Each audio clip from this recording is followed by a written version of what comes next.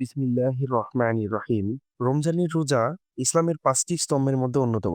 ঈমান, নামাজ ও যাকাতের পরেই রোজার স্থান। রোজার আরবি শব্দ হলো সাওম, যার অভিধানিক অর্থ হলো বিরত থাকা। আমরা কোন বিষয় থেকে বিরত থাকব বা কি থেকে বিরত থাকব? এক কথায় পরিভাষায় সাওম বলা হয় প্রত্যেক সজ্ঞান বালেগ মুসলমান নন নারী সুবে সাদিক থেকে সূর্য পর্যন্ত রোজার নিয়তে পানাহার, স্ত্রী সহবাস ও রোজা ভঙ্গকারী সকল কাজ থেকে বিরত থাকা। সুতরাং রমজান মাসের চাঁদ উদিত হলে প্রত্যেক সুস্থ মুকিম প্রাপ্তবয়স্ক পুরুষ এবং হাইজ নেফাস মতো প্রাপ্তবয়স্কার নারীর উপর পূর্ণ রমজান রোজা রাখা ফরজ। এই সম্পর্কে মহান আল্লাহ তাআলা বলেছেন, হে ঈমানদারগণ, তোমাদের উপর রোজা ফরজ করা হয়েছে, যেমন ফরজ করা হয়েছিল তোমাদের পূর্ববর্তীদের উপর, যেন তোমরা মুত্তাকি হতে পারো। সূরা বাকারা ১৮৩ আয়াত। প্রিয় ভিউয়ার্স, আজকের এই আলোচনা থেকে আমরা শুধুমাত্র রোজার উপকারিতা এবং রোজার গুরুত্ব ও ফজিলত সম্পর্কে জানবো। আশা করি পুরো ভিডিওটি সম্পূর্ণ দেখবেন। আপনি নতুন হয়ে থাকলে চ্যানেলটি সাবস্ক্রাইব করবেন। মহান আল্লাহ তাআলা ইরশাদ করেছেন, তোমাদের মধ্যে যে ব্যক্তি এই মাস পাবে সেজন্য অবশ্যই রোজা রাখে। হযরত আবু হুরায়রা রাদিয়াল্লাহু তাআলা হতে বর্ণিত, রাসূল সাল্লাল্লাহু আলাইহি সাল্লাম ইরশাদ করেছেন, যখন তোমরা রমজানের চাঁদ দেখবে তখন থেকে রোজা রাখবে, আর যখন শাওয়ালের চাঁদ দেখতে পাবে তখন থেকে রোজা বন্ধ করবে। আকাশ যদি মেঘাচ্ছন্ন থাকে তবে ৩০ দিন রোজা রাখবে। সহিহ বুখারী হাদিস ও মুসলিম। উল্লেখিত আয়াত ও হাদিস এবং বিষয় ও অন্যান্য দলিলের আলোকে প্রমাণিত যে রমজান মাসে রোজা রাখা ফরজ, ইসলামের আবশ্যক বিধানরূপে রোজা পালন করা এবং বিশ্বাস স্থাপন করা। তাছাড়া রোজা কোনো শরীয়তে ওজর ছাড়া, কোনো কারণ বা কোনো কিছুই ছাড়া মুসলমান যদি রমজান মাসে একটি রোজা ও ইচ্ছাকৃতভাবে পরিত্যাগ করে তাহলে সে বড় পাপী ও জঘন্য অপরাধ রূপে গণ্য হবে। দিনের মৌলিক বিধান লঙ্ঘনকারী ও ইসলামের ভিত্তি বিনষ্টকারী হিসাবে পরিণত হবে। হাদিস শরীফে ইচ্ছাকৃতভাবে রোজা ত্যাগকারী ও ভঙ্গকারীর জন্য কঠিন শাস্তির কথা বর্ণিত রয়েছেন। রোজা আমাদের জন্য যেমন ঢাল স্বরূপ, জাহান্নামের আগুন বা আমাদের কোনো বিপদ আমাদের সামনে আসতে দিবে না কিয়ামতে, ঠিক রোজা ভঙ্গকারীর তার জন্য রয়েছে শাস্তির ব্যাপার। পুরো ভিডিওটি শুনলে আপনি হয়তো এই বিষয়ে ক্লিয়ার হতে পারবেন। আবু উমামা রাদিয়াল্লাহু তাআলা বলেন, আমি রাসূল সাল্লাল্লাহু আলাইহি সাল্লামকে বলতে শুনেছি, আমি ঘুমিয়েছিলাম, স্বপ্নে দেখলাম আমার নিকট দুই ব্যক্তি আগমন করলো। তারা আমার বাহুদ্বয় ধরে আমাকে এক দুর্গম পাহাড়ে নিয়ে এলো। তারপর আমাকে বলল, আপনি পাহাড়ের উপর উঠুন। আমি বললাম, আমি তো উঠতে পারবো না। তারা বলল, আমরা আপনাকে সহজ করে দিব। আমি উপরে উঠলাম। যখন পাহাড়ের সমতলে পৌঁছালাম হঠাৎ ভয়ঙ্কর আওয়াজ শুনতে পেলাম। আমি বললাম, এসব কিসের আওয়াজ? তারা বলল, এটা জাহান্নামকারীদের বা জাহান্নামে যারা থাকে তাদের আর্তনাদ। তারপর তারা আমাকে নিয়ে এলেন। হঠাৎ কিছু লোক দেখতে পেলাম, যাদেরকে তাদের পায়ের মাংসপেশি দ্বারা ঝুলিয়ে রাখা হয়েছে এবং তাদের মুখের দুই প্রান্ত ছিঁড়ে ফেলা হয়েছে এবং তা থেকে রক্ত ঝরছে। আমি বললাম, এরা কারা? তারা বলল, তারা ইফতারের সময় হওয়ার আগেই রোজা ভঙ্গ করে ফেলে। সহিহ ইবনে হুজাইমা হাদিস ১৯৮৬। রমজান মাসে একদিন রোজা না রাখলে মানুষ শুধু গুনাহগারই হয় না, ওই রোজার পরিবর্তে আজীবন রোজা রাখলেও রমজানের এক রোজার যে মর্যাদা ও কল্যাণ, সে অন্তর রহমত ও খায়ের বরকত তা কখনোই লাভ করতে পারবে না এবং কোনোভাবেই তার যথার্থ ক্ষতিপূরণ আদায় হবে না। যে ব্যক্তি অসুস্থ ও সফর ব্যতীত ইচ্ছাকৃতভাবে রমজানের একটি রোজা ভঙ্গ করে, সে আজীবন রোজা রাখলেও ওই রোজার হক আদায় হবে না। হযরত আলী রাদিয়াল্লাহু তাআলা বলেন, যে ব্যক্তি ইচ্ছাকৃতভাবে রমজান মাসের একটি রোজা ভঙ্গ করবে, সে আজীবন সে রোজার ক্ষতিপূরণ আদায় করতে পারবে না। হাদিস শরীফে বর্ণিত রোজার কিছু ফজিলত ও বৈশিষ্ট্য সম্পর্কে আপনাদের সাথে আলোচনা করব। রোজার ফজিলত সম্পর্কে শুনলে আপনাদের কলিজা অন্তর ঠান্ডা হয়ে যাবে। আশা করি ধৈর্য ধরে শুনতে থাকবেন। রোজার প্রতিদিন আল্লাহ আলামিন নিজেই নেবেন এবং এর হিসাব তিনি নিজেই দিবেন এবং এর প্রতিদান তিনি দেওয়ার জন্য প্রস্তুত। প্রত্যেক নেক আমলের নির্ধারিত সওয়াব ও প্রতিদান রয়েছে, যার মধ্যে আল্লাহ তাআলা আমলকারীকে পুরস্কৃত করবে। কিন্তু রোজার বিষয়টি সম্পূর্ণ আলাদা, কারণ রোজার বিষয়ে আছে আল্লাহ তাআলার পক্ষ হতে এক অন্য ঘোষণা। হযরত আবু হুরায়রা রাদিয়াল্লাহু তাআলা হতে বর্ণিত, রাসূল সাল্লাল্লাহু আলাইহি সাল্লাম ইরশাদ করেছেন, মানুষের প্রত্যেক আমলের বৃদ্ধি করা হয় একটি নেকির সওয়াব ১০ গুণ থেকে ২৭ গুণ পর্যন্ত। আল্লাহ তাআলা ইরশাদ করেন, কিন্তু রোজা আলাদা, কেননা তা একমাত্র আমার জন্য এবং আমি নিজেই তার বিনিময়ে প্রদান করব। বান্দা একমাত্র আমার জন্য নিজের বৃত্তিকে বা নিজের প্রবৃত্তিকে নিয়ন্ত্রণ করছে এবং পানাহার পরিত্যাগ করছে। আবু হুরায়রা রাদিয়াল্লাহু তাআলা আরো বলেন, রাসূল সাল্লাল্লাহু আলাইহি সাল্লাম ইরশাদ করেছেন, আল্লাহ রাব্বুল আলামিন বলেন, বান্দা একমাত্র আমার জন্য তার পানাহার ও কামাচার বর্জন করেন। রোজা আমার জন্যই, সুতরাং আমি নিজেই তার পুরস্কার দিব, আর নেক আমলের বিনিময় হচ্ছে তার ১০ গুণ। রোজা বিষয়ে অন্য বর্ণনায় আল্লাহ তাআলা বলেন, প্রত্যেক ইবাদতই ইবাদতকারীর ব্যক্তির জন্য, পক্ষান্তরে রোজা আমার জন্য, আমি নিজেই এর প্রতিদান দিব। এটা সহিহ বুখারী ১৯০৪। এক কথায় তাৎপর্য হলো, যদিও প্রকৃতপক্ষে সকল ইবাদত আল্লাহর জন্য আর সন্তুষ্টি অর্জন ও তার নৈকট্য লাভের উদ্দেশ্যই হয়ে থাকে, তবুও রোজা অন্যান্য ইবাদতের মধ্যে একটি বিশেষ পার্থক্য রয়েছে। তা হলো, অন্যান্য সকল ইবাদতের কাঠামোগত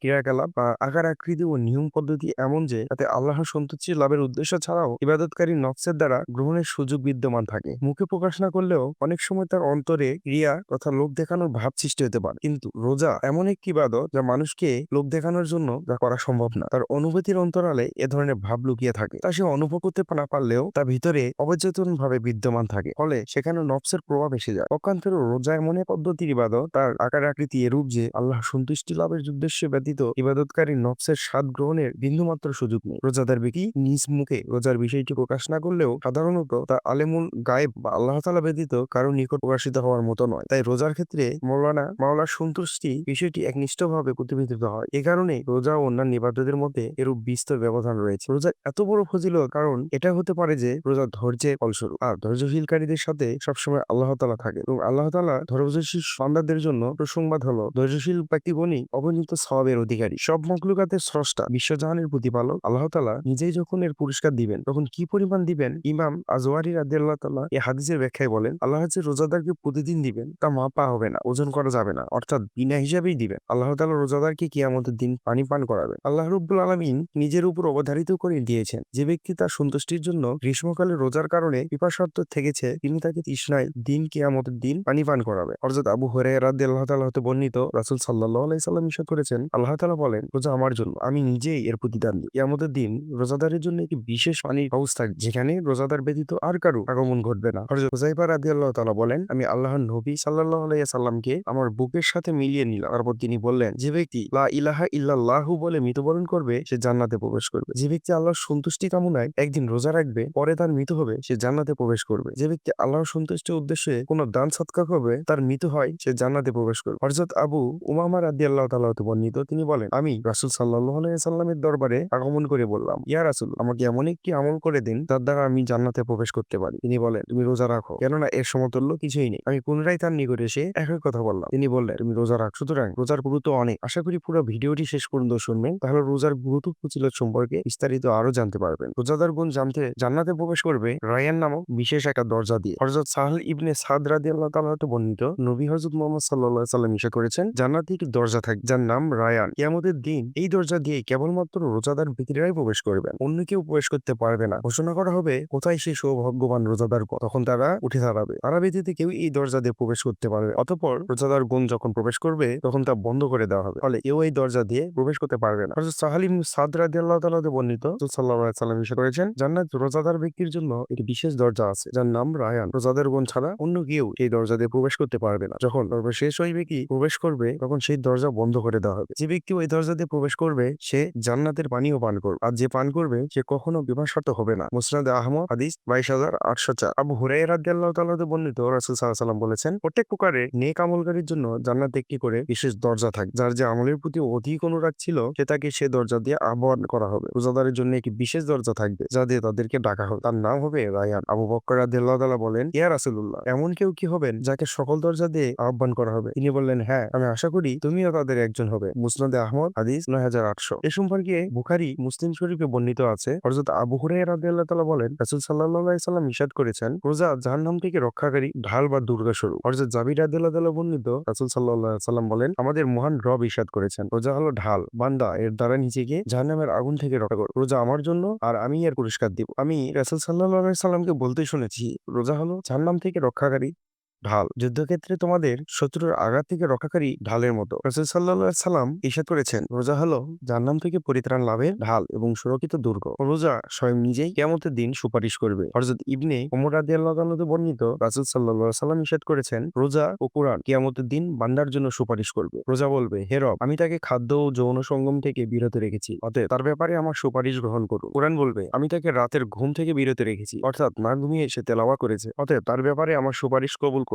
রাসূল সাল্লাল্লাহু আলাইহি সাল্লাম বলবেন, তাদের উভয়ের সুপারিশ গ্রহণ করা হবে। মুসনাদে আহমদ হাদিস 6026। রোজাদারের সকল গুনাহ মাফ করা যায়। হযরত আবু হুরায়রা রাদিয়াল্লাহু তাআলা বর্ণিত, রাসূল সাল্লাল্লাহু আলাইহি সাল্লাম ইরশাদ করেন, যে ব্যক্তি ঈমানের সাথে সওয়াবের আশায় রমজান মাসে রোজা রাখবে তার পূর্ববর্তী গুনাহসমূহ ক্ষমা করে দেওয়া হবে। সহিহ বুখারী ও হাদিস 38/2014, মুসলিম 707, মুসনাদে আহমদ 7117। হযরত আব্দুর রহমান ইবনে আউফ রাদিয়াল্লাহু তাআলা বর্ণিত, রাসূল সাল্লাল্লাহু আলাইহি সাল্লাম ইরশাদ করেছেন, মহান আল্লাহ তাআলা তোমাদের উপর রমজানের রোজা ফরজ করেছেন, আর আমি কিয়ামুল লাইল দিন, অর্থাৎ তারাবির নামাজকে সুন্নত করেছি। সুতরাং যে ব্যক্তি ইমানের সাথে সওয়াবের আশায় রমজানের সিয়াম ও কিয়াম আদায় করবে, সে ওই দিনের মতো নিষ্পাপ হয়ে যাবে যেদিন সে মায়ের গর্ভ থেকে সদ্য ভূমিষ্ঠ হয়েছিল। সুবহানাল্লাহ। রোজা গুনাহের কাফারা হওয়া কোরআনের আয়াতের মাধ্যমে প্রমাণিত। আল্লাহ তাআলা বিভিন্ন প্রকার গুনাহের কাফারা স্বরূপ রোজার বিধান নাজিল করেছেন, যেমন ইহরাম অবস্থায় বা অসুস্থ বা মাথার কষ্টের কারণে মাথা বা মুন্ডলন কাফারা স্বরূপ, কোন জিম্মি বা চুক্তিবদ্ধ কাফারাকে ভুলক্রমে হত্যার কাফারা স্বরূপ, কসমের কাফারা স্বরূপ এবং জিহ্বার কাফারা স্বরূপ আল্লাহ তাআলার পক্ষ থেকে বিভিন্ন মেয়াদে রোজার হুকুম দেওয়া হয়েছে। তাই সহজেই বোধগম্য যে রোজা বান্দার পাপসমূহকে ধুয়ে মুছে রোজাদারকে পরিশুদ্ধ করে। হযরত হুযায়ফা রাদিয়াল্লাহু তাআলা হতে বর্ণিত, রাসূল সাল্লাল্লাহু আলাইহি ওয়াসাল্লাম ইরশাদ করেছেন, মানুষের জন্য তার পরিবার, ধন সম্পদ ও তার আত্মসন্তান এবং সন্তান সন্ততি প্রতিবেশী ফিতনা স্বরূপ। তার কাফারা হলো নামাজ, রোজা,